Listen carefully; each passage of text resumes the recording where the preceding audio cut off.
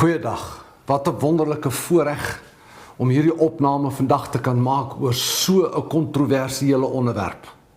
Vrou, swyg jy in die gemeente? Maar voor ons aangaan, kom ons raak net eers stil. Almagtige Heer, Hemelse Vader, wat 'n wonderlike voorreg om U naam aan te roep. Wat 'n voorreg om U in ons lewens te kan hê. Hoe doelloos sou ons lewens nie gewees het sonder U nie. Hoe doelloos, hoe rigtingloos sou ons lewe nie gewees het sonder U woord nie.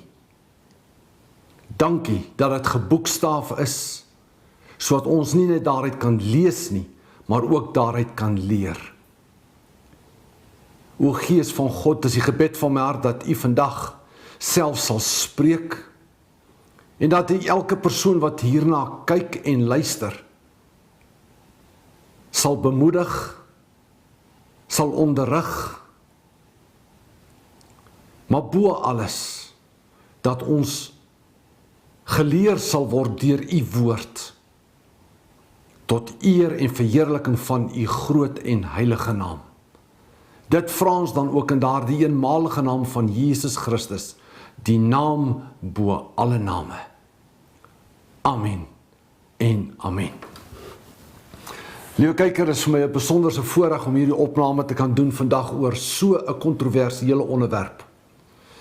Ons gaan in hierdie lering kyk, 1, wat leer die Bybel ons? 2, ons groot opdrag. 3, vrou, wat mag jy nie? 4, vrou, wat mag jy dan? En laastens, vir wie is die amp van leraar dan? As ons dan na die eerste inleidende gedeelte kyk van wat leer die Bybel ons, lees ons 2 Korintiërs 1 vers 13. Want ons skryf van julle niks anders as wat julle lees of ook verstaan nie. En ek hoop dat julle dit ook tot die einde toe sal verstaan.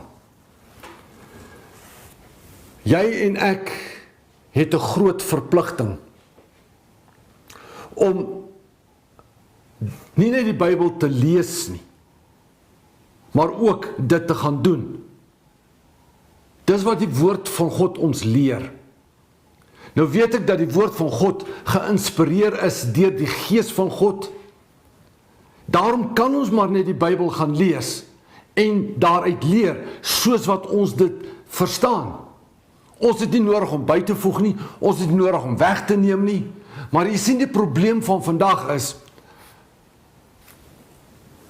omdat die mensdom so vervalle geraak het, is dit maar goed om die woord van God te verwater. Jy weet, dis menseregte, dis kinderregte, dis geyregte, dis vroueregte, noem dit wat jy wil. En ons het nou al by die punt gekom waar ons die woord van God so verwater en Bybelse beginsels oorboord gooi. Dan moet ons verstaan hoekom dit met ons gaan, soos wat dit met ons gaan in hierdie tyd van dag en datum. Ons het nie nodig om die Bybel te interpreteer nie, wat ons moet doen is, en dit is 'n gegewe, ons moet die Bybel in konteks gaan lees. En dan sê daardie gedeelte tot die einde toe. Wanneer ons Jesus Christus weer kom, sal dit die einde van die kerkdispensasie wees, en tot dan toe kan ons die Bybel maar net gaan lees, soos wat ons dit lees en verstaan. Omdat hierdie onderwerp so kontroversieel is dit gebiedend noodsaaklik dat jy en ek self sal gaan indelf in die woord van God, sodat ons kan lees en leer wat die woord ons self leer rondom dan spesifiek hierdie onderwerp. Handelinge 17:11 daar op die skerm. En hierdie mense was edelmoediger as die mense van Thessalonika. Hulle het die woord met alle welwillendheid ontvang en elke dag die skrifte ondersoek of hierdie dinge so was. Sien, liewe mense, ek en jy leef in 'n vry land. Ons kan ons godsdienst beoefen, vrylik. Hier kom Paulus en Silas in Berea en hulle sê vir die mense van Berea, hulle is meer edelmoediger as die mense van Thessalonika. Hoekom? Omdat hulle elke dag self gaan kyk het of die skrifte wat al so aan hulle voorgehou was, aan hulle gepredik was, inderdaad die waarheid is, soos wat dit in die Bybel opgeteken staan.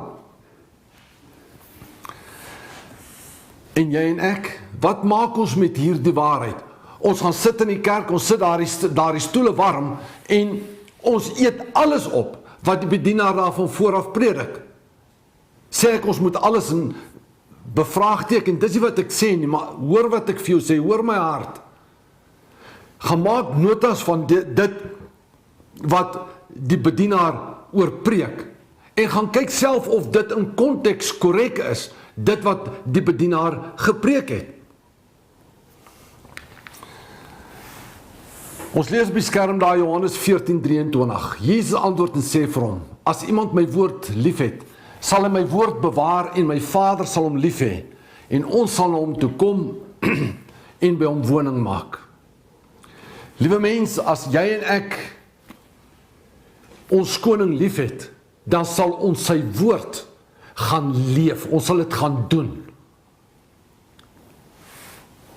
Maar jy sien weer eens, ons bewaar nie die woord van God nie, want daar is soveel verskillende weersprekings deesdae van die Bybel, en weergawes van die Bybel, dat ons beswaarlik byhou om tred te hou met dit wat aan ons gepredik word. Daar is daardie teksvers in Johannes 14:15 wat sê, as jy my lief het, praat Jesus, as jy my lief het, bewaar my gebooie. Is die ander kant van die muntstuk nie ook waar nie? As ons nie sy gebooie bewaar nie, mag ons mos nie sê, kan ons nie sê, dat ons vir hom lief is nie. En dis hier waar die mense gewoonlik op en afspring, van Pieter, hoe kan jy so iets sê? Liewe mens, gaan dink mooi oor wat ek nou gesê het. Die ander kant van die muntstuk is, as ons sy gebooie nie bewaar nie, dan kan ons mos nou nie vir hom sê, vir Jesus Christus sê, ons is lief vir hom nie. Daar staan op die skerm Malagi 3:6, want ek, die Here, het nie verander nie. En julle kinders van Jakob is nie verteer nie. Dit loop hand aan hand met Hebreërs 13:8. Jesus Christus is gister en vandag dieselfde en tot in ewigheid. Hier sien ons dat ons koning het nog nooit verander nie. En hy sal ook nooit verander nie. Dan lees ons Psalm 119:89 daar op die skerm. Vir ewig, o Here, staan u woord vas in die hemele. Dit loop hand aan hand met Jesaja 40:8. Die gras verdor, die blom verwelk, maar die woord van ons God hou stand in ewigheid. Hier sien ons baie duidelik. Ons koning het nog nooit verander nie, hy sal ook nooit verander nie. 2 is, sy woord het ook nog nooit verander nie. Die inhoud van hierdie Bybel, hierdie boek wat ons die Bybel noem, het nog nooit verander nie. Maar jy sien, dis so maklik. En dis waar Satan vir jou en vir my begin lag. Om die mens te mislei. Hoekom?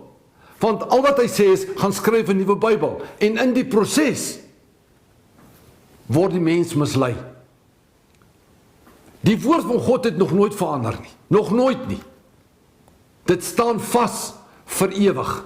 Wat gee vir jou en vir my die reg dan om so goedsmoeds die Bybel te wil verander, te wil verwater, Bybelse waarhede bloot net oorboord te gooi? Onthou net, die Here sal nie vir ons in een hoofstuk in die Bybel sê, ons mag vloek, en in 'n ander hoofstuk sê, ons mag nie vloek nie. Die Bybel weerspreek dit nie self nie. En as daar 'n ooglopende weerspreking is, dan moet jy en ek net dieper gaan delf in die Bybel. Ons sal wel by die ware antwoord uitkom. Maar die Bybel is nie verdeel teenoor dit self nie. Inteendeel, die Bybel verklaar dit self. En spesifiek wat hierdie onderwerp aanbetref, as ons koning nog nooit verander het nie, as die woord nog nooit verander het nie, wil ek weer vir jou vra, wat gee vir jou en vir my die reg om nou maar ewe skielik die Bybel te wil verander, sodat dit ons kan pas, die mens kan pas, in plaas van laat ons terugkeer na die waarheid, soos dit opgeteken staan in God se onfeilbare woord. Kom ons gaan na afdeling 2 toe. Ons groot opdrag. Daar staan op die skerm Matteus 28:19. Gaan dan heen, maak disippels van al die nasies en doop hulle in die naam van die Vader en die Seun en die Heilige Gees en leer hulle om alles te onderhou wat ek julle beveel het. Dit loop aan hand met Markus 16:15. En hy het vir hulle gesê, gaan die hele wêreld in en verkondig die evangelie aan die ganse mensdom. Liewe mens, elke mens op hierdie aarde, man en of vrou, het 'n bediening. Daardie 2 teksverse wat ons nou gelees het, staan nie net in die bedienaar se Bybel nie. Hy staan in elke mens se Bybel. So, Sissa, jy spesifiek omdat ons vandag oor jou praat, jy het 'n bediening. Maar daar's 'n baie beperkte, nie beperkte nie, 'n baie spesifieke rol wat jy rondom dit moet vervul. En hierdie bediening wat jy en ek het, behoort vir jou en vir my 'n vreugde te wees, behoort vir jou en vir my 'n voorreg te wees, om te kan uitdra, te gaan versprei. Jy sien, toe ons koning Jesus gesterf het aan die kruis en opgevaar het hemel toe het hy sy koninkryk in jou en in my hande gelos, met die verwagting dat jy en ek dit sal onderhou en uitbou. Die vraag is net, wat maak ons met daardie opdrag? En dan wil ek iets baie spesifieks kwalifiseer.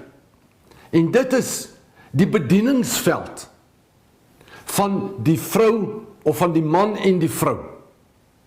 Verskil radikaal. Daarom moet ons gaan indelf in die woord. En dit is regtig my gewens dat ons verder in hierdie opname by daardie punt sal uitkom. Dat ons sal gaan indelf in die woord van God en by die waarheid uitkom, soos dit opgeteken staan in God se woord. Kom ons gaan aan in afdeling 3 toe. Vrou, wat mag jy nie? Ons lees daar op die skerm en ek het hierdie stuk geskryf. Dit wat die Bybel ons leer rondom hierdie onderwerp, staan lynreg teenoor dit wat al vir baie jare in Suid-Afrika as ook wêreldwyd beoefen word. Vroueregte is aan die orde van die dag en ons sal menige vroue vind in elke denkbare posisie. Die emansipasie van die vrou is sigbaar in elke faset van die samelewing. Soveel so dat die vrou van vandag, en ek veralgemeen, dit haar die reg toeëien om oor die man heerskappy te voer. Net so in die kerk. Ons sien so baie vroue predikante of pastore op die kansel. Dus, God se beginsels en waarhede soos vervat in sy woord, het nou al reeds plek gemaak vir mensgemaakte idees. As hy nog nooit verander het, en so ook nie sy woord nie, wat gee ons die reg om die woord aan te pas by ons idees? So speel ons reg in die hand van die Satan, en is dit duidelik besig om God se skepingsorde omver te werp. Jy sien, liewe mens, ons dien 'n God van orde. Daar lees op die skerm 1 Korintiërs 14:33, want God is nie 'n God van wanorde nie, maar van vrede, soos in al die gemeentes van die heiliges. As ons nie 'n God van wanorde dien nie, dan dien ons mos 'n God van orde. En inderdaad, ons dien 'n God van orde, ook van numeriese orde, maar ons sal net daarby kom. En hierdie posisie wat hy vir jou en vir my gegee, ek moet Satan, laat ek myself in die rede val, Satan is een van chaos en wanorde, teenoor God wat een van orde is. En as ons nou op die skerm kyk, dan sien ons, wat is God se orde vir die mensdom? Dit staan in 1 Korintiërs 11 vers 3, daar sien ons God, Christus, man, vrou, kinders, werk, sosiale lewe. Dit is God se orde vir die mens. 1 Korintiërs 11 vers 3 sê, maar ek wil hê dat almal moet weet, Christus is die hoof van die man is die hoof van die vrou, en God die hoof van Christus.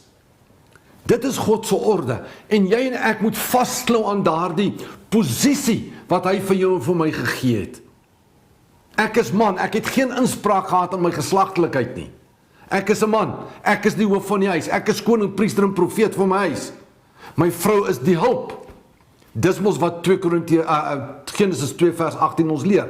Die Here het vir ons 'n hulp gemaak vir elke man. En dit is God se orde.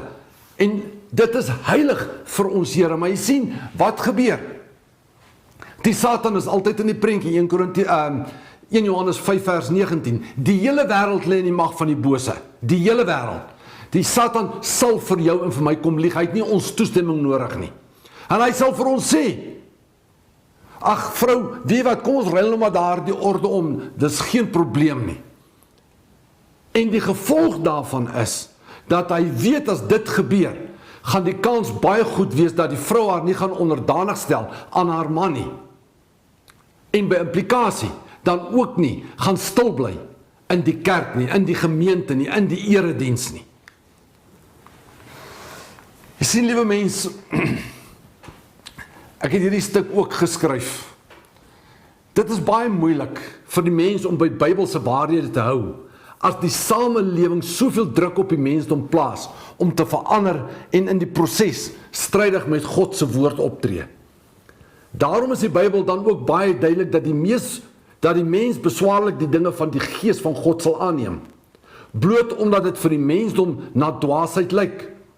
Gedagtig aan al die regte wat 'n vrou self toeëien en aan hulle gebied word, en meer spesifiek dan vroueregte en die emansipasie van die vrou, is dit ondenkbaar dat die vrou haar die reg geweier sal word om in 'n gesagsposisie te staan en heerskappy te voer oor die man, bloot omdat dit in vandag se tye soos dwaasheid lyk.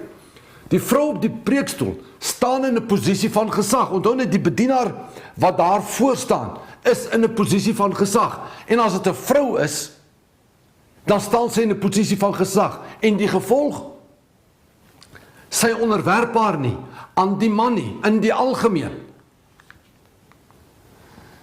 Daar staan op die skerm 1 Korintiërs 2 vers 14 tot 16. Maar die natuurlike mens neem die dinge van die Gees van God nie aan nie, want dit is vir hom dwaasheid. En hy kan dit nie verstaan nie, omdat dit geestelik beoordeel word. Maar die geestelike mens beoordeel wel alle dinge. Self egter word hy deur niemand beoordeel nie. Want wie het die sin van die Here geken?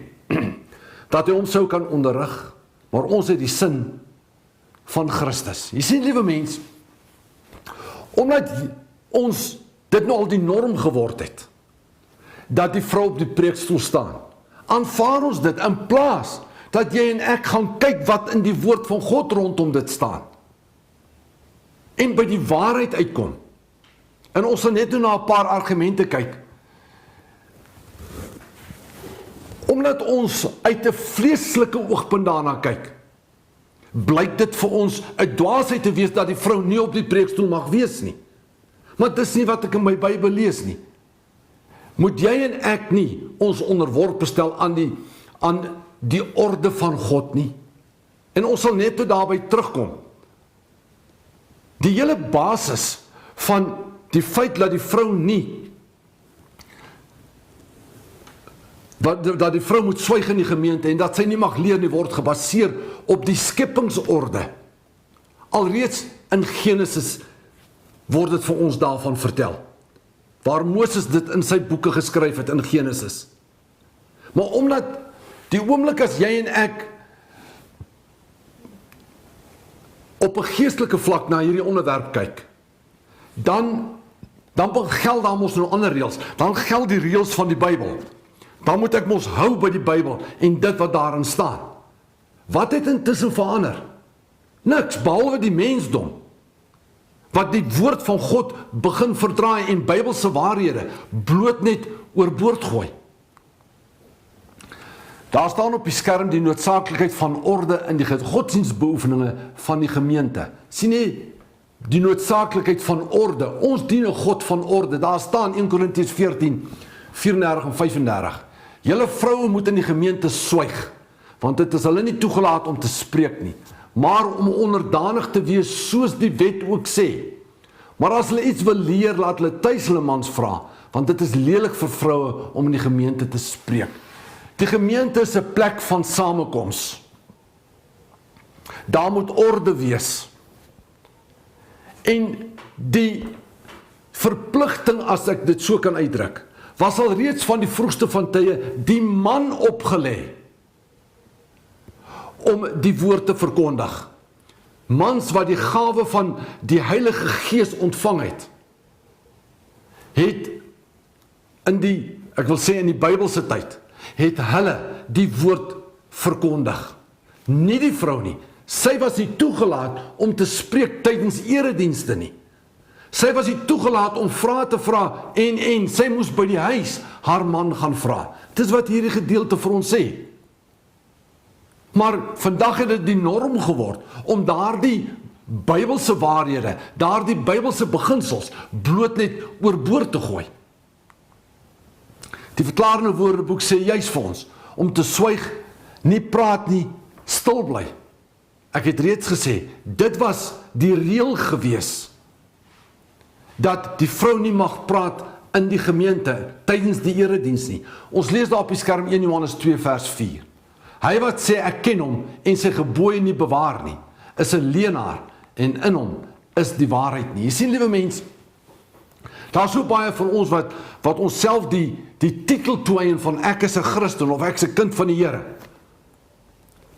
Maar leef ons daardie 31.102 verse? Doen ons dit? Hy sê in Lukas 6:46, waarom noem julle my Here, Here en julle doen nie wat ek sê nie? Ons moet dit gaan leef. Maar die oomblik as ons die woord van God begin verdraai, soos dat die vrou op die kansel toegelaat word, wat gaan ons eendag vir die Here sê oor hierdie Bybelse waarheid? As sy woord self vir ons sê, hy het nog nooit verander nie, ons koning nie, sy woord het nog nooit verander nie. Hoekom waag jy en ek om sy woord te wil verander? Wat het verander? Of is dit soos iemand nou die dag vir my sê, ja maar Pieter, die mense van daai tyd, die vrouens van daardie tyd, was ongeletterd gewees. Regtig? Ons sal net by 'n paar argumente kom. Ek het hierdie gedeelte gelees daar op die skerm. Do you have enough fear of God not to question His word? Daar is so baie van ons wat die woord van God bevraagteken. Kyk wat staan daar so, Romeine 9 vers 20 tot 21. Maar tog, o mens, wie is jy wat teen God antwoord? Die maaksel kan tog nie vir die maker sê, waarom het u my so gemaak nie? Of het die pottebakker nie mag oor die klei, om uit dieselfde klomp die een voorwerp tot eer en die ander tot oneer te maak nie? Jy sien, dit is net interessant, dat die mensdom, sal die Here nie verkwalik, dat hy vir Adam eerste geskape het nie. En daarna vir Eva. So sal ons ook nie die Here verkwalik of hom bevraagteken, dat Eva verlei is, en by implikasie in al twee hierdie gevalle, dat Adam eerste geskape is, en dat sy as Eva verlei is, by implikasie eintlik teen die vrou gediskrimineer is. En ek sê gediskrimineer in aanhalingstekens. Dit sal ons nie bevraagteken nie, maar ons sal bevraagteken, hoekom mag die vrou nie op die kansel staan nie? Ek en jy het geen inspraak gehad in ons geslagtelikheid nie, en ek het dit al vroeër gesê. So ek en jy, omdat jy 'n vrou is, vrou, mag jy nie ontevrede wees, as die woord jou dalk miskien beperk, en ek sê beperk in aanstekens, en ek sal net nou 'n ander opmerking daaromtrent maak.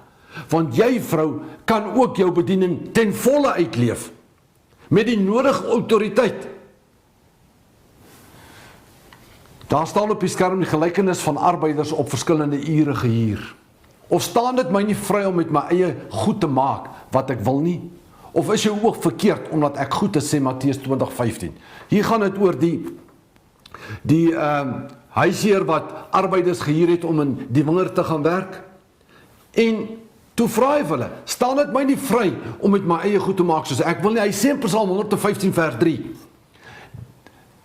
Die Here doen alles wat hom behaag. Hoekom? Want hy is soewerein. Hy het nie ons toestemming nodig nie. Hy is ons skepper. Daarom mag jy en ek hom nie bevraagteken nie. Daarom mag jy en ek nie dink maar, hier is nou iets verkeerd en ons kan dit maar verander nie. Dit mag nie gebeur nie. Kyk wat staan daar op die skerm. Created to be a helpmeet, skryf Debbie Paul vir onsself. Paul anticipates those who would say that this commands concerning women are unique to a specific culture and not universally applicable. He points out that there is nothing new or unique about this command, for the law of the Jews had made such a distinction for hundreds of years. God took precious space in His holy word to try to help us be in understanding this extremely important point, about which we have seen to sadly misled. Modern Christianity has steered women into a perversion, met ander woorde verdraaiing, of their nature, allowing and even encouraging them to be in spiritual authority over men. The fruit of this false doctrine is evident in the unhappy women and dissatisfied men of the last couple of generations. Hierdie gedeelte spreek boekdele. En ek wil my herhaal, die oomblik as jy op daai preekstoel gaan staan, dan staan jy in 'n posisie van gesag. En dit is onbybels. Hier is die ander baie belangrike teksvers, 1 Timoteus 2 vers 11 en 12. Die vrou moet haar in stilte laat leer in alle onderdanigheid. Ek laat die vrou egter nie toe om onderrig te gee of oor die man te heers nie, maar sy moet haar stil hou. Dit sluit aan by 1 Korintiërs 14:34. Vrou, jy moet swyg in die gemeente en as jy iets wil weet, gaan vra jou man by die huis. Dit is wat moet gebeur. Dit is die waarheid soos wat dit in God se woord opgeteken staan, wat nog nooit verander het nie. Maar so baie mense, of so baie vrouens spesifiek, is ontevrede. Ek wil as, ons lees daar op die skerm, is ook 'n gedeelte wat ek geskryf het. As die Here besluit het die vrou nie onderrig mag gee in die kerk of die erediens nie, mag sy nie daaroor ontevrede wees nie. Per slot van sake het ek en jy geen inspraak gehad in ons geslagtelikheid nie. Ons moet dit net aanvaar en daarom berus. Die hele Bybel is sprekend van voorbeelde hoe daar 'n definitiewe onderskeid getref word tussen man en vrou en so ook tussen die onderskeie rolle wat elkeen moet vervul. Die vrou mag nie ontevrede wees of voel dat daar teen haar gediskrimineer word nie. En dan kom Moses terug na die skepingsorde toe. En ons lees dit in Genesis 1, in Genesis. Maar so kom Paulus dan nou ook, en hy skryf vir ons in 1 Timoteus 2 vers 13 en 14 op die skerm, want Adam is eerste gemaak, daarna Eva, en Adam is nie verlei nie, maar die vrou het haar laat verlei, en het in oortreding gekom. Sien jy wat gebeur? Ons lees het ons gelees 1 Timoteus 2 vers 11 en 12, die Here laat nie toe dat die vrou onderrig moes gee in verse 11 en 12. En dan kom hy spesifiek terug na die skepingsorde toe, vers 13 en 14. Hoekom? Want Adam is eerste geskape en toe Eva, en ek praat van fisies 'n liggaam gekry. En verder meer, Eva is verlei, nie die man nie. Eva is verlei en die sondeval het inderdaad eers in werking gekom toe Adam geëet het. Maar Eva is die een wat verlei is. En soos ek reeds gesê het, in al twee hierdie gevalle, kan 'n mens dit terug herlei, dat daar by implikasie teen die vrou gediskrimineer word. Maar dit sal ons nie bevraagteken nie. Hier kom Paulus en hy skryf dit vir ons, hy bevestig vir ons dit wat al reeds in Genesis vir ons geleer word. Hy gaan terug na die skepingsorde toe. En daarom is die vrou nie gemagtig om op die preekstoel te staan nie. Kolossense 2 vers 6 tot 8. Soos julle dan Christus Jesus die Here aangeneem het, wandel so in hom, gewortel en opgebou in hom en bevestig in die geloof, soos julle geleer is, terwyl julle daarin oorvloedig is in danksegging. Pas op dat niemand julle as 'n buit wegvoer deur die wysbegeerte en nietige misleiding nie. Volgens die oorlewering van die mense, volgens die eerste beginsels van die wêreld en nie volgens Christus nie. Jy sien, liewe mens, as jy en ek Jesus Christus aanvaar as ons verlosser, en uiteraard spreek dit vir beide vir man en vrou, moet ons gaan doen soos wat die Bybel aan ons voorhou. Ons moet dit gaan leef. Ek wil die volgende opmerking maak. Wat is die sin daarin om die Bybel te lees en ons doen dit nie? Dit maak net nie sin nie. Dit beteken net om te erken dat die Here reg is en die reg het om te besluit, soos wat dit hier in sy onfeilbare woord opgeteken staan. Die reg het om te besluit en te doen, soos wat hy goeddink. Onthou net, God is soewerein. Hy het nie ons toestemming nodig nie, en sy wil geskied in die hemel en op aarde. Hierdie onderrigverbod van die vrou in die erediens het niks te maak met enige kultuurgebruike of wat ook al die geval mag wees nie. Dit is bloot omdat Adam eers 'n liggaam gekry het en Eva daarna. Dis hoe ek sê, ons gaan terug na die skepingsorde toe. Op grond van onder meer hierdie feit word die vrou nie toegelaat om in die erediens te spreek nie, of om te onderrig nie, en sodoende gesag oor die man uit te voer nie. Tweedens, hierdie verbod van die vrou om nie op die kansel te mag staan nie, het alles te maak met die feit dat Eva verlei is. Nie Adam nie, Eva. En al so God se gebod oortree het, daarom moet sy in die erediens swyg en stil bly, en dan by implikasie dan ook onderdanig wees. Dis wat die woord van ons leer, en dis wat die vrou moet aanvaar, bloot omdat die vrou ook geen inspraak in haar geslagtelikheid gehad het nie. Ons lees daar op die skerm 'n e-pos wat ek ontvang het op 1 Februarie 2014. As ons as mans nie na haar as vrou mag luister, of by haar mag lering ontvang nie, mag ons haar boek lees en of gebruik, of Rebecca Brownson of Amanda Bysegoed. Want wat is die verskil tussen om by haar persoonlik lering te ontvang, en om haar boek te lees, en dan daardie inligting wat God vir haar daarin gegee het, te begin gebruik? Nou, liewe mens, ek is die eerste ene wat vir jou sal sê, daar is besonderse vroue bedienaars daar buitekant. Besonderse. En daar is besonderse skryfsters van boeke daar buitekant. Liewe mens, hier is 'n e-pos wat ek ontvang het op 1 Februarie 2014 van 'n ander vriend van my. En ek is die eerste een wat toegee. Gaan lees maar Rebecca Brown se boeke. Gaan lees maar Caroline Leaf oor gedagtes in die brein. Gaan lees haar boeke. Uitstekende skryfsters. Maar ek wil my herhaal, dit gee nog nie die vrou die reg. Ja, maar Pieter, hoekom nie? Ek wil, sy skryf dan so en ons gebruik daar die boeke. Ek gee toe. Maar daar is 'n verskil. Die oomblik as jy 'n boek van 'n vrou neem om dit te lees, staan jy nie onder haar gesag nie. Dis 'n boek wat jy daar in jou studeerkamer lees of waar ook al die geval mag wees. Sy staan nie in gesag oor jou daar in die erediens nie. So dit bly jou keuse of jy daardie boek wil lees. Maar ek wil jou graag na hierdie teksvers verwys. Jesaja 46 vers 9 tot 10. Dink aan die dinge wat tevore was van ouds af, dat ek God is en daar is geen ander nie. Ek is God en daar is niemand soos ek nie. Wat van die begin af verkondig die einde, en van die voortyd af wat nog nie gebeur het nie. Wat sê my raad sal bestaan en al wat my behaag sal ek doen. En na aanleiding van hierdie spesifieke 2 teksverse het ek alreeds hierdie opname gedoen in 2015.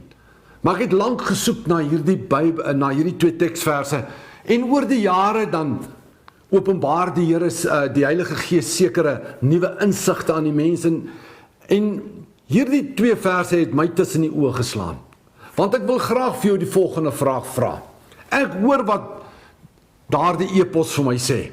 Hoekom kan ek nie die boek gebruik of laat sy op die kansel staan as ek dan haar boek lees, ek het reeds die opmerking gemaak, dan staan ek nie onder haar gesag as ek haar boek lees nie. Maar ek wil vir jou graag die volgende argument vra, en as jy vir my hierdie antwoord kan gee, dan sal ek die eerste een wees wat toegee dat die vrou op die kansel mag staan. Alreeds van die begin van tyd, lang voor die Bybel geskryf is, het ons koning dit gepredik wat aan die einde sou gebeur. Hy weet van alles, omdat hy alwys is. Hy het geweet dat daar briljante Caroline Leaves en Rebecca Browns en gaan wees. Briljante skrywers, briljante leraars. Desnieteenstaande het ons koning gewil dat daar die twee teksverse, 1 Korintiërs 14:34, vrou jy moet swyg in die gemeente, 1 Timoteus 2 vers 11 en 12. Ek laat nie toe dat die vrou in die gemeente onderrig gee nie. Het hy gewil dat daar die twee teksverse in die Bybel opgeteken word. Nou vra ek myself die vraag, as ons koning dan geweet het, en hy het dit geweet, dat hulle sulke briljante leraars is, dat hulle sulke briljante skryfsters is, het hy nog steeds daardie twee verse in die Bybel gaan laat inskryf. Ek wil die Bybel is eers hier in die omgewing van 1400 jaar voor Christus tot en met omtrent 90 jaar na Christus is die Bybel geskryf.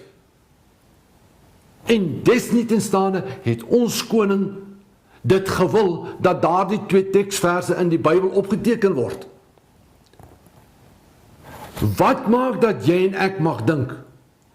Ons kan maar die Bybel verwater en daardie Bybelse waarhede oorboord gooi, in plaas van laat ons God se wil gaan soek en dienooreenkomstig optree. En as iemand vir my daardie antwoord kan gee, wil ek jou uitnooi om dit vir my te kom gee, en dan sal ek die knie buig dat die vrou wel op die kansel mag staan. Jy sien, liewe mens, die ondertoon van daardie twee teksverse, 1 Korintiërs 14:34 en 1 Timoteus 2 vers 11 en 12, het tot inhoud dat die vrou onderdanig moet wees aan die man. Punt. Dit is die onderbou van die ondertoon van daardie twee teksverse. Daarom mag sy nie onderrig gee. Juis omdat dit 'n vorm van gesagsbeoefening daarstel. En dit is strydig met die skepingsorde. En Paulus argumenteer al twee hierdie teksverse waarna ek jou verwys het, sy stellings vanuit die skepping. Ons lees daar op die skerm, 1 Timoteus 2 vers 12 tot 14. Ek laat die vrou egter nie toe om onderrig te gee oor die man te heers nie. Maar sy moet haar stil hou, want Adam is eers gemaak, daarna Eva. En Adam is nie verlei nie, maar die vrou het haar laat verlei en het in oortreding gekom. Ek het reeds daarna verwys. Liewe mens, hier kom ons terug na die skepingsorde toe. Dis nie Adam wat tweede geskaap is nie. Hy's eerste, het hy sy liggaam gekry. Hulle is gelyk geskaap in die gees. 1 Korintiërs 6:27. Verskoning. Genesis 1 vers 27. Maar Adam het eerste sy liggaam gekry en daarna Eva. Eva is verlei, eerste, en toe het Adam in oortreding gekom. En nie omgekeerd nie. Wat maak dat jy en ek nou mag dink dat die vrou maar gesag oor my as man kan kom uitoefen? Daarom spreek dit vanself dat die plek van die vrou in die gemeenskap, dat die plek van die vrou in die skepping bepalend is vir haar plek in die erediens. In die kerk gee God verskillende rolle aan mans en vrouens. Ek bedoel, die Bybel is vol van die rol van die man en die rol van die vrou. En dit is 'n uitvloeisel van die wyse waarop die mens geskaap is. Ons het ons nou gesien, 1 Timoteus 2 vers 13. En die wyse waarop sonde in die wêreld ingekom het, 1 Timoteus 2 vers 14. Op grond van Paulus se geskrifte, liewe mens, beperk God vroue om op geestelike terrein rolle te vervul waarin hulle 'n autoriteitsposisie beklee. Weereens, dit gaan terug na die skepingsorde toe. Dit verhinder egter nie vroue om hulle bediening uit te leef, en ons sal nou by daardie gedeelte kom. Maar tot die Bybel eendag verander, wat nie gaan gebeur nie, word die vrou beperk om in 'n gesagsposisie oor die man te staan. En dit verhinder vroue om te bedien as pastore of dominees, en dit sluit in om te preek, lering en die beskikking van geestelike autoriteit oor die man. En hier kom ons by Genesis 3 vers 16. Aan die vrou het hy gesê, ek sal grootliks vermeerder jou moeite in jou swangerskap. Met smart sal jy kinders baar, en na jou man sal jou begeerte wees, en hy sal oor jou heers. Hierdie teksvers sê baie duidelik vir ons, dat dit die vrou se begeerte is om in wedywering met die man te staan, met betrekking tot die leierskap in die verhouding. Maar omdat die vrou eerste die God se verbod oortree het, en al so gesondig het, is sy regmatiglik gestraf, sodat haar man haar begeerte sou word. Dit spreek vir sigself. Sy sal altyd probeer om haar man se posisie in te neem. Altyd die leierskap te neem. En dis in haar natuur. Daarom moet ek en jy as man moet aktief daarteen waak, dat die vrou die leiersposisie in die verhouding oorneem, of inneem. Hierdie begeerte van die vrou, om die leiersposisie in die verhouding in te neem, het net so oorgewaai in die kerk, en oor die totale mensdom en wese waar ons vandag leef, en in die samelewing. Die vrou wil met alle geweld elke leiersposisie opneem, en luister my uit, ek veralgemeen, om die straf wat oor die vrou deur God homself uitgespreek is, te wil ophef,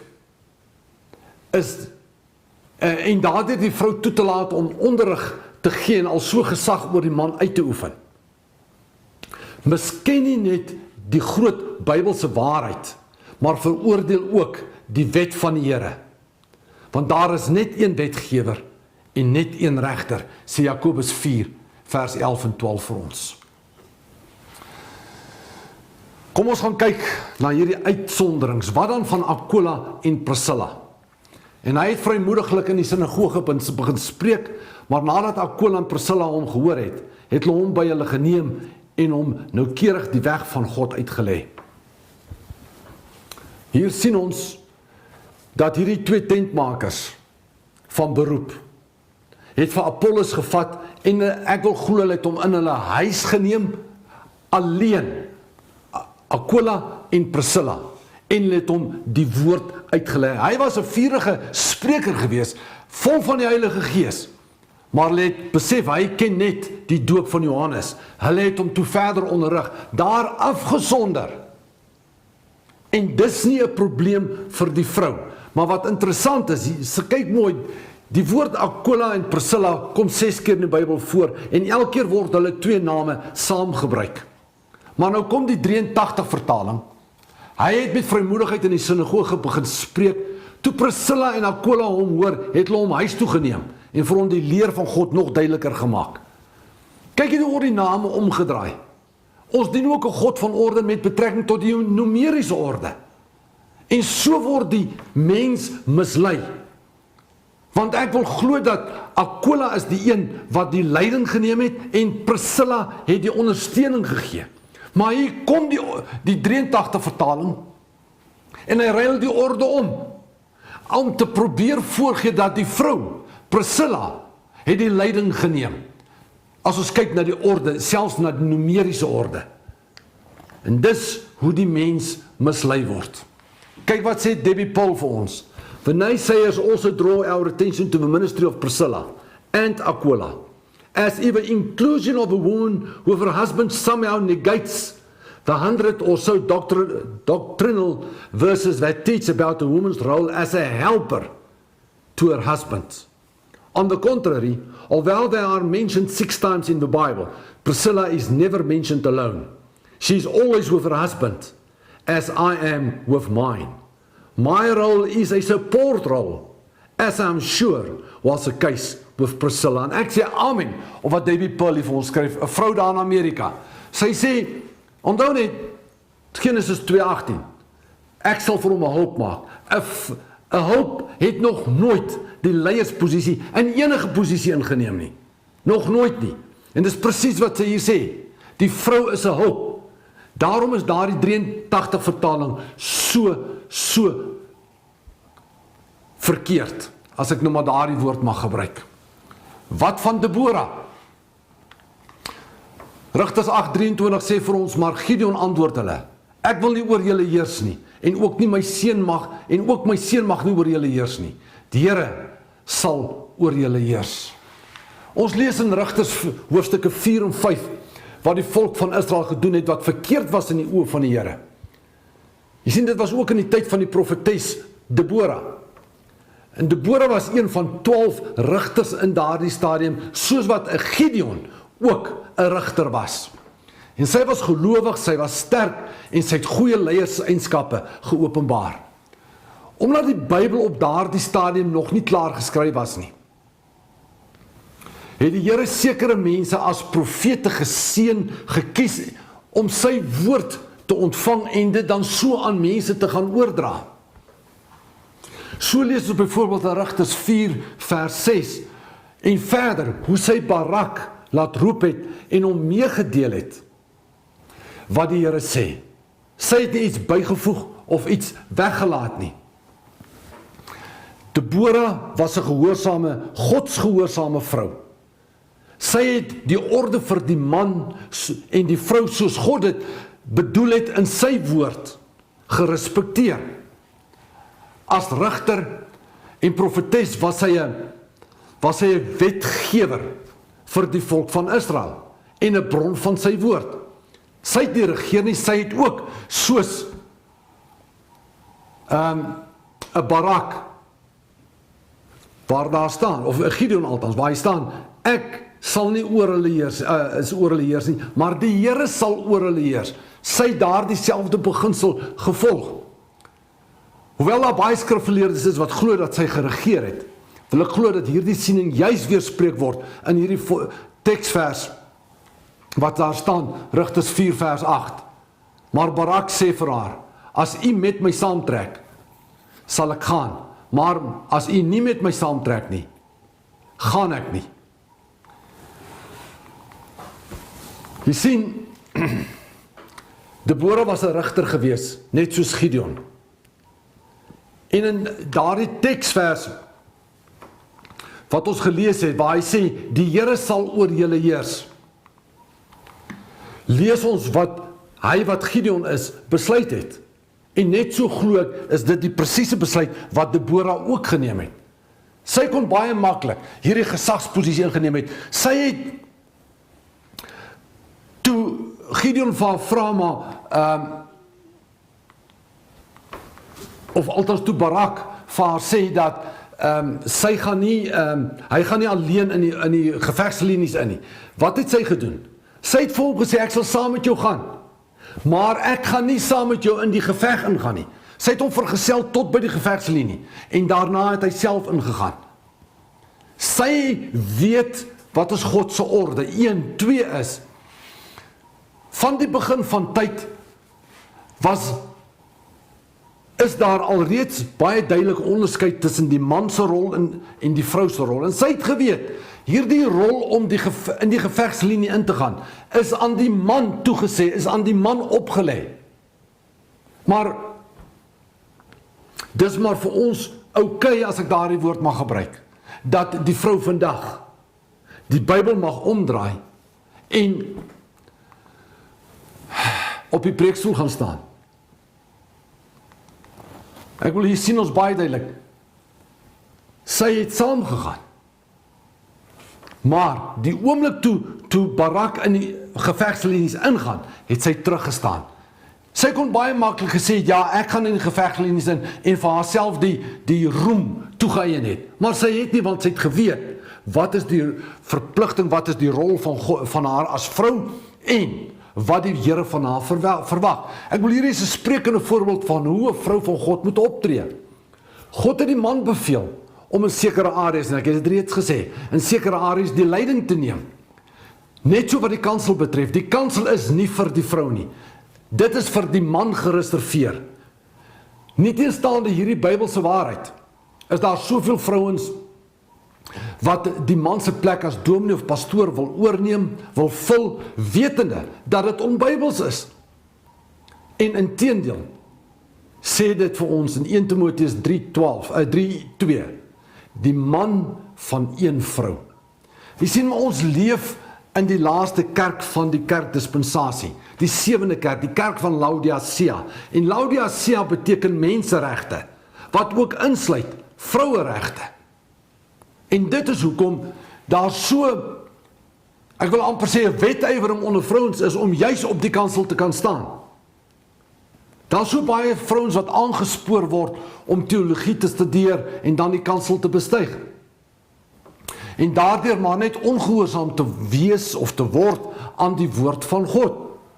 Ander vrouens sê weer, hulle sê dat hulle geroep en gesalf is om vir hierdie spesifieke lering. Die vraag is egter, volg diegene wat daar op die kansel staan, die vrou wat daar op die kansel staan, volg sy die voorbeeld van gehoorsaamheid soos 'n Deborah, of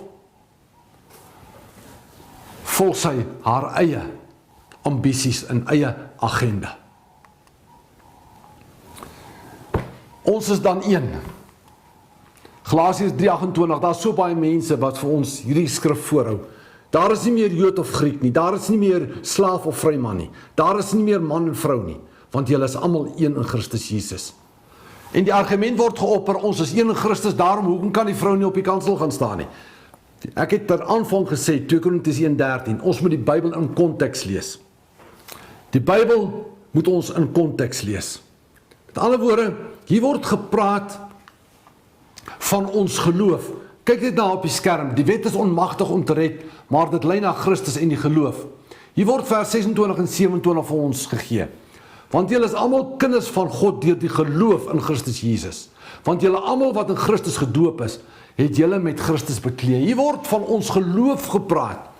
Hier word nie van die man en die vrou gepraat nie. Hier word van ons geloof gepraat. Ons is almal in die geloof kinders van God, want dit is net gelowige mense wat hemel toe gaan.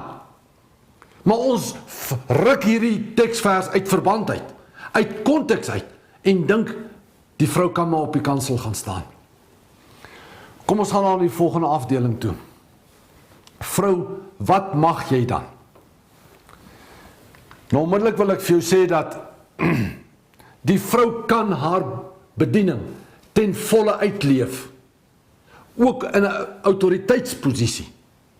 Toe Jesus opgevaar het hemel toe, het hy sy koninkryk hier vir ons gelaat, om dit uit te bou, te onderhou en uit te bou. Maar wat het toe gebeur aan die kruis? Toe hy sy asem uitblaas vir jou en vir my, het hy die straf van die Ou Testament op hom geneem. Hy het vir ons 'n vloek geword. En daarna het daar waardering en 'n vryheid vir die vrou gekom. Maar dit negeer nog steeds nie dat die vrou nie op die kansel mag staan nie. Hy het bloot net die straf op hom geneem. As iemand moord gepleeg het, dan sy gestraf in die Ou Testament, hy is gestenig. Maar van die begin van tyd af het God dit gewil, dat daardie 2 teksverse in die Bybel opgeteken staan. 1 Korintiërs 14:34, 1 Timoteus 2 vers 11 en 12. En in baie gevalle was die vrou bloot net 'n besitting van die man gewees, veral in die Bybelse tyd. En in baie gevalle was die vrou die slaaf van die man gewees. Maar soos ek reeds gesê het, daar het nuwe vryheid, daar het nuwe waardering vir die vrou gekom, om ook haar bediening in die volgende posisies uit te leef, en een van hulle is profeties. Handelinge 2:17 sê, en in die laaste dae spreek God, sal ek van my gees uitstort op alle vlees, en julle seuns en julle dogters sal profeteer, en julle jongelinge sal gesigte sien, en julle ou mense sal drome droom. Die vrou, of laat ek het so stel, die gees van God is op Pinksterdag uitgestort. En hier kom Petrus en hy praat met die Joodse manne en die mense wat daar teenwoordig was. En hy sê vir hulle, en julle dogter sal profeteer. Met ander woorde, Sissa, as jy 'n profetes is jy so in lyn met God se woord. Hier word dit bevestig, Handelinge 21:9. En hy het 4 ongetroude dogters gehad wat die profetiese gawe besit het. Hier word van Filippus se 4 dogters gepraat. Daarom, Sissa, jy mag profeteer. En dis deel van die gawes. Daar staan op die skerm 1 Korintiërs 12 vers 18 en 11. Want aan die een word deur die Gees 'n woord van wysheid gegee en aan die ander 'n woord van kennis, van wie dieselfde Gees. Aan 'n ander werkinge van kragte, aan 'n ander profesie, aan 'n ander onderskeiding van die geeste, aan 'n ander allerhande tale, aan 'n ander uitleg van tale. Maar al hierdie dinge werk een en dieselfde Gees wat aan elkeen afsonderlik uitdeel soos hy wil. Sissa, luister mooi wat ek vir jou sê. Die Here gee volgens die Gees van God sekere gawes. En die oomblik as jy vervul word, die oomblik as jy gedoop word met die Gees van God, word al 9 daardie gawes jou deel. Maar uiteraard sal daar een of meerdere van daardie gawes meer prominent figureer. Maar jy, Sissa, mag nie ongelukkig wees of ontevrede wees as party mense meer gawes as 'n ander een het nie. Ek bedoel, ons almal is nie dieselfde nie, ons almal is uniek geskape. En daarom sal ons gawes verskil, soos uitgedeel deur die Gees van God. En party sal meerdere gawes hê wat meer prominent is as ander. Maar jy, Sissa, mag nie ontevrede wees as jy nou byvoorbeeld 'n bietjie minder gawes het nie. En dit geld uiteraard ook vir die man. Jou tweede bedieningsveld is leer die jonger vroue. Daar staan op die skerm Titus 2 vers 3 tot 4. Die ou vroue moet ook in hulle gedrag wees soos dit die heiliges betaam. Geen kwaadsprekers of aan baie wyn verslaaf nie, maar leraresse van wat goed is, sodat hulle die jong vroue kan leer om versigtig te wees, hulle mans en kinders lief te hê. Liewe mens, in die normale gang van sake behoort dit 'n ouer vrou te wees wat die jongeres leer. Maar daar is geen beletsel dat jy nie in autoriteit daarvoor 'n klomp vrouens by 'n vrouekamp kan gaan staan en lering gee en hulle leer en hulle opvoed in die weë van die Here nie. Ek wil graag hê ons moet hierdie volgende gedeelte lees wat Dr. Willie Maree geskryf het. Die opleiding van vroue in Bybelskole en teologiese fakulteite is natuurlik 'n goeie saak. Want die vrou kan genuttig gebruik word vir die opleiding en geestelike toerusting van die vrou en dogter in die gemeentes en as onderwysers en dosente in Bybelkunde in skole, colleges en universiteite. Daar is sekere terreine waar die vrou as geestelike werker onvervangbaar is, soos byvoorbeeld in dogters en dameskoshuise, by skole, colleges, universiteite en ander opleidingssentra in inrigtings vir vroue, soos byvoorbeeld inrigtings vir dranksigtiges en dwelmverslaafdes, tehuise vir ongehuwde moeders, in gevangenisse vir vroue, vir werk onder prostituie ensovoorts. Die geleenthede vir vroue wat teologies goed toegerus is byna onbeperk. Behalwe vir die een werk wat God die vrou nie toegelaat het nie, en dit is om in die erediens onderrig te gee. Nou ons almal weet wie Dr. Willie Maree was. Hy was 'n baie prominente figuur in die NG Kerk. En ek kom met groot respek. Ek wil nie 'n kerk hierso kom afkraak nie, alles behalwe. Maar in hoeveel kerke vandag, in hoeveel dominasies word die vrou toegelaat? Hy kom self en hy sê, Dr. Willie Maree, die vrou het 'n ontsettende bedieningsveld, as ons kyk na wat hy geskryf het. Maar die een plek waar sy nie toegelaat word nie, is op die preekstoel.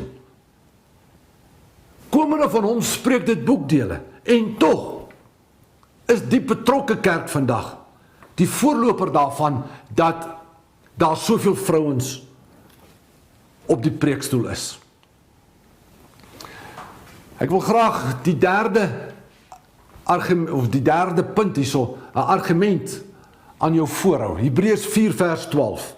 Want die woord van God is lewend en kragtig en skerper as enige tweesnydende swaard, en dring deur tot die beskeiding van siel en gees en van gewrigte en murg, en is 'n beoordelaar van die oorlegginge en gedagtes van die hart.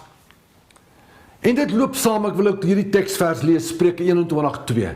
Elke weg van 'n mens is reg in sy oë, maar die Here toets die harte. Jy sien, liewe mens, daar is so baie vroue wat glo dat hulle geroep is vir die bediening. En dit mag so wees. Spesifiek dan ook vir die ampt van leraar. Nou wil ek onmiddellik vir julle die volgende belangrike opmerking maak. Iemand se geloof in wat sy of hy mag doen, want dit geld net so vir die man, is nooit die kriterium of 'n gedagte werklik van die Here afkomstig is of nie. Hoekom?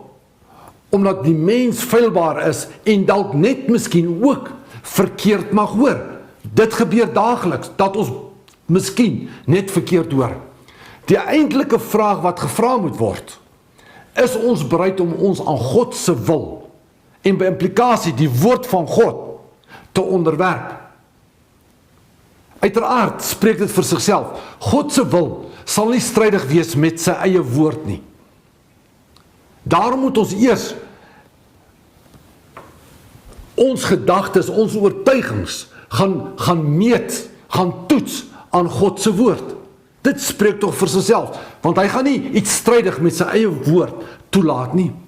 Net so moet die vrou haarself gaan toets of die woord haar toelaat om inderdaad op die preekstoel te mag staan. Nou sê jy vir my vra, maar Pieter, hoekom moet ons dan eers ons gedagtes gaan toets? Want ons is almal feilbaar, ons is maar mens, ons hoor baie keer verkeerd. Ons mag dalk dink dat ons reg gehoor het, maar soos die Engelsman sê, back at the range, het ons dalk net verkeerd gehoor. Die Here is die een wat ons voetstappe rig. Hy toets ons harte en hy rig ons voetstappe.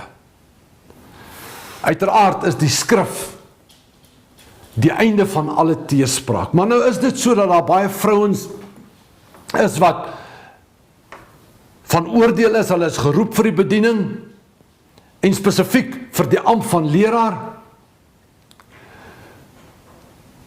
Dan spreek dit tog vir sigself. As jy dan so voel,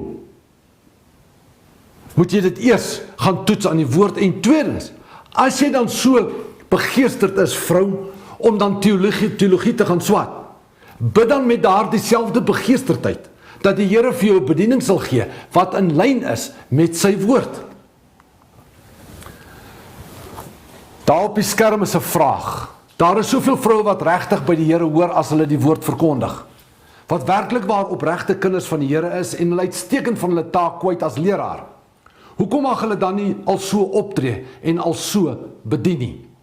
Kyk wat sê, wat skryf Debbie Paul vir ons hier? Sy het 'n brief van 'n vrou ontvang en die vrou skryf die volgende: I have been deeply blessed by women speaking on the platform. I don't understand how God could move so profoundly through women who are not in accordance with his will.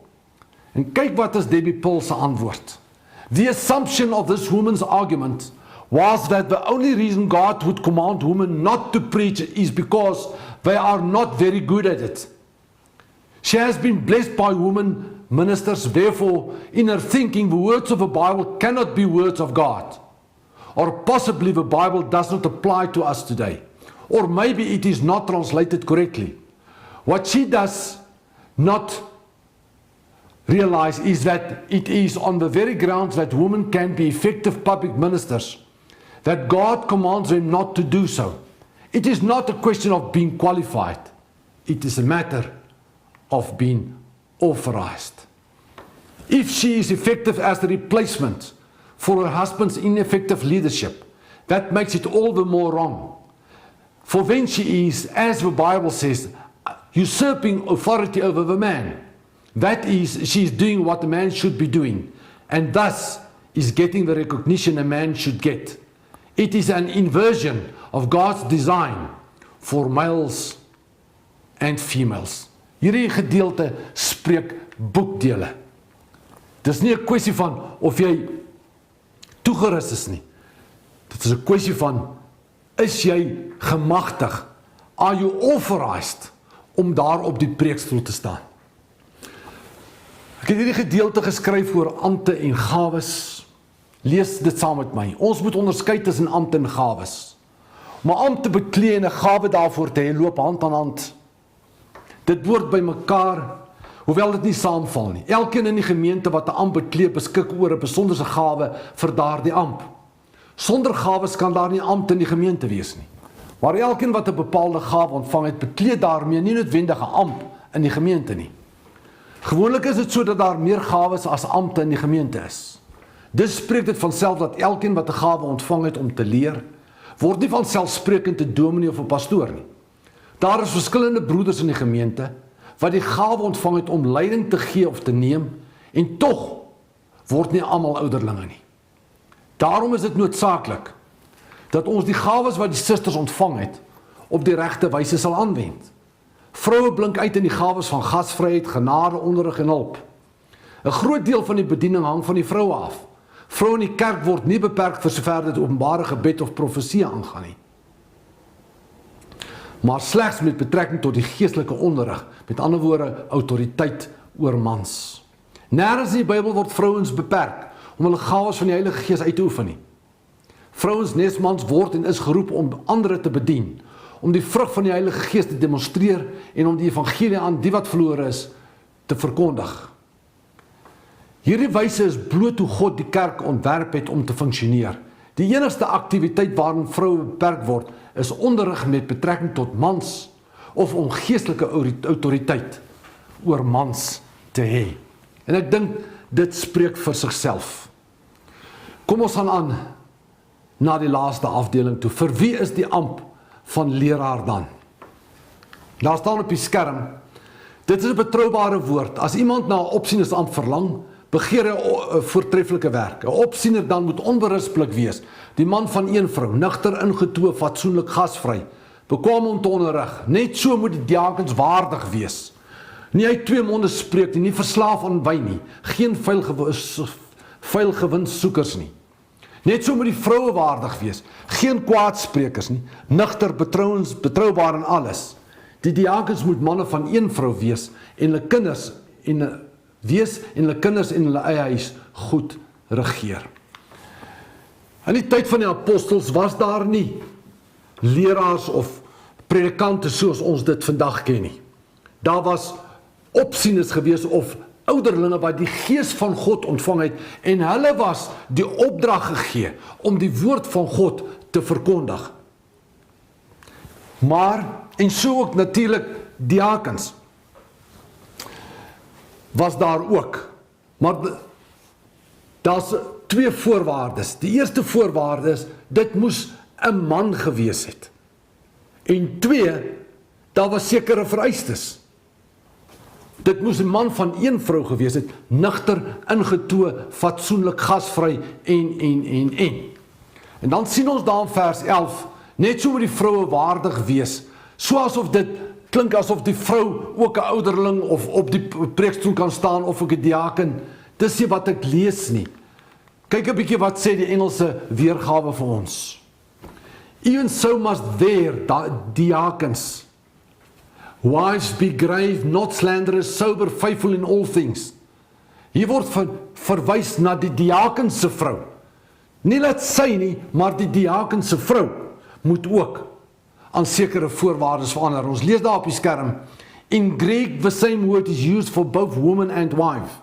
This verse may refer specifically to either deacons' wives or deaconesses, rather than the congregation in general. En dis presies wat ek wil probeer tuisbring. Dit gaan weer terug, een man of 'n man van een vrou.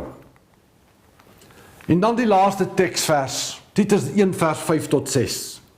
Om hierdie rede het ek jou in Krete agtergelaat, dat jy nog verder sou regmaak wat oorgebly het, en van stad tot stad ouderlinge sou aanstel, soos ek jou beveel het, as iemand onberispelik is. Die man van een vrou, gelowige kinders het wat nie beskuldig word van losbandigheid of stigteloos is.